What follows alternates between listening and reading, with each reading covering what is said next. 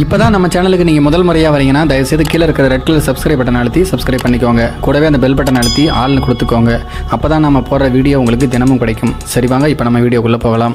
Philippines தலைநகர் மணிலாவுக்கு வந்த gulf ஏர் விமானத்தில் பயணித்த ஒரு பெண் விமான கழிப்பறையில் வைத்து குழந்தையை பெற்று அதை காகிதத்தில் சுற்றி கழிவறை குப்பை தொட்டியில் போட்டு சென்ற சம்பவம் பரபரப்பை ஏற்படுத்தி இருக்கிறது. விமானத்தை சுத்தம் செய்ய வந்த பணியாளர்கள் அந்த குழந்தையை மீட்டு மருத்துவமனைக்கு அனுப்பி வைத்திருக்கிறார்கள். ஈவு இரக்கமற்ற அந்த பெண்ணை தேடும் பணி தற்போது முடுக்கிவிடப்பட்டுள்ளது. அந்த விமானம் சவுதி அரேபியாவிலிருந்து மணிலாவுக்கு வந்தது. விமானம் வந்து சேர்ந்து அனைவரும் இறங்கி சென்ற பிறகு விமான துப்புரவாளர்கள் உள்ளே சென்று சுத்தம் செய்யும் பணியில் ஈடுபட்டிருந்தார்கள். பின்னர் அந்த விமானம் பஹ்ரைன் செல்ல தயாரானது. அப்போதுதான் விமான கழிப்பறையில் குழந்தை காகிதத்தால் சுற்றப்பட்ட நிலைமையில் இருந்ததை பார்த்து அதிர்ச்சியடைந்து அதை மீட்டனர். பின்னர் விமான நிலைய டாக்டர்கள் விரைந்து வந்து குழந்தையை சோதித்து பார்த்தனர். அது நல்ல நிலைமையில் இருப்பதாக அறிவித்தனர். அதனைத் தொடர்ந்து கல்ஃப் ஏர் நிறுவனத்தினர் கூடி அந்த குழந்தைக்கு ஜார்ஜ் பிரான்சிஸ் என பெயரிட்டனர். பின்னர் நினோய் அகினோ என்கின்ற மருத்துவமனைக்கு அந்த குழந்தையை கொண்டு சென்றனர். அந்த குழந்தையினுடைய தாயார் யார், எந்த நாட்டவர் என்பதை கண்டுபிடிக்க முடியவில்லை.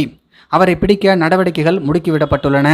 அந்த பெண் எப்படி கழிப்பறைக்கு போய் குழந்தை பெற்றார், எந்த ஒரு சுவடும் இல்லாமல் எப்படி வந்து இருக்கையில் அமர்ந்தார் என்பது ஆச்சரியமாக உள்ளது. அவர் குழந்தை பெற்ற போது எந்த ஒரு சத்தத்தையும் சக பயணிகள் கேட்கவில்லையாம்.